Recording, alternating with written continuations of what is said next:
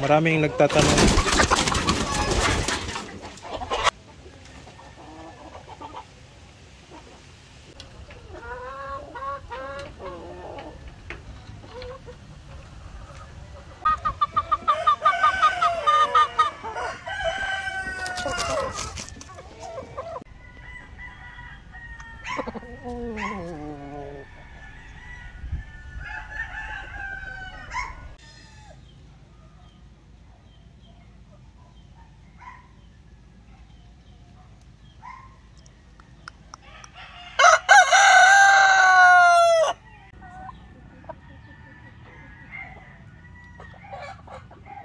Ito mga ka-farmers, magpapaligo tayo ng manok ngayon at magpupurga. So ang gagamitin natin sa pagpaligo ng mga manok ay itong wash out. Ito yung papaligo natin sa kanila. So ito, meron akong nakababad sa tubig. At magpupurga tayo mamaya. Ang gagamitin natin pamurga dito sa mga game fowl na manok natin ay itong hammer dewormer. So capsule, tablet po ito. Ayan. At yung sa mga manok natin na maramihan, ito yung gagamitin natin, yung Bastonero Plus, water soluble po ito. So magpapaligo muna tayo dito sa ating mga game fowl na mga inahin. Alright. So ito na mga ka-farmers, natapos na nating mapaliguan itong mga puti natin.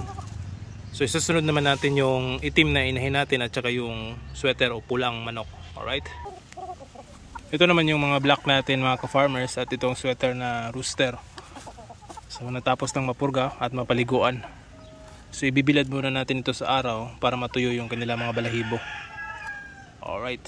Ito mga ka-farmers, yung purga natin na Bastonero Plus.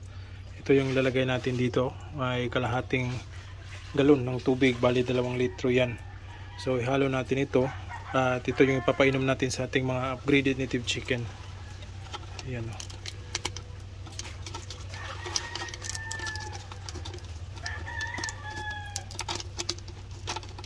So ito yung mga manok natin na upgraded native chicken. Ito yung papainom natin ngayon. So sa mga nagtatanong mga ka-farmers, kung dahil itong mga manok natin ay nangingitlog na, maraming nagtatanong.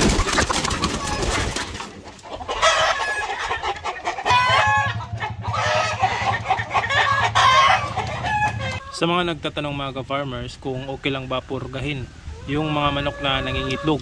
So itong mga manok na ito ay nangingitlog na sila. At ang sagot doon ay pwede lang. So ganito yung ginagawa ko mga ka-farmers. Dahil nagsisimula na silang mangitlog at kailangan natin silang purgahin para maganda yung magiging produkto ng ating breeding. So pinupurga natin sila kahit nakasalang na itong rooster. So papalitan naman natin yan ng rooster na iba. So yung mga babae maiiwan dito at panibagong rooster yung ilalagay natin. So yan, pwede lang natin purgahin yung mga manok kahit nangingitlog. So ito mga asil natin mga ka-farmers ay pinurga din natin. So first time nilang mapurga since sisiw pa sila.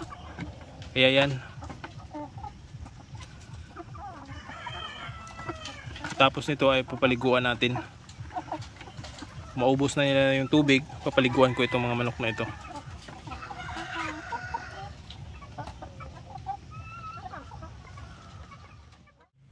Ito mga ka-farmers, napaliguan na natin yung mga manok natin. So ito yung mga asil natin na mga anak ng ating asil na mga inahin. Ito naman yung Black Australorp at saka yung rooster natin ay Barred Rock. So yung sa kabila, pinaliguan rin natin yung Black Australorp natin dahil magsisimula tayong mag-breeding. So pagkatapos nito, dahil napurga na yan, ay pagkatapos mapaliguan, pwede nating set yan sa breeding. So yung rooster na lang, siguro papalitan yan natin ng iba. Tsaka pwede na tayong umpisang mag-incubate ng magiging mga itlog nila. So yan o, ibinilad muna natin sa init dahil para matuyo yung kanilang mga balahibo. Pagkatapos nyan, ibabalik natin sa kulungan pagkatapos nating linisin yung kanilang kulungan. Alright?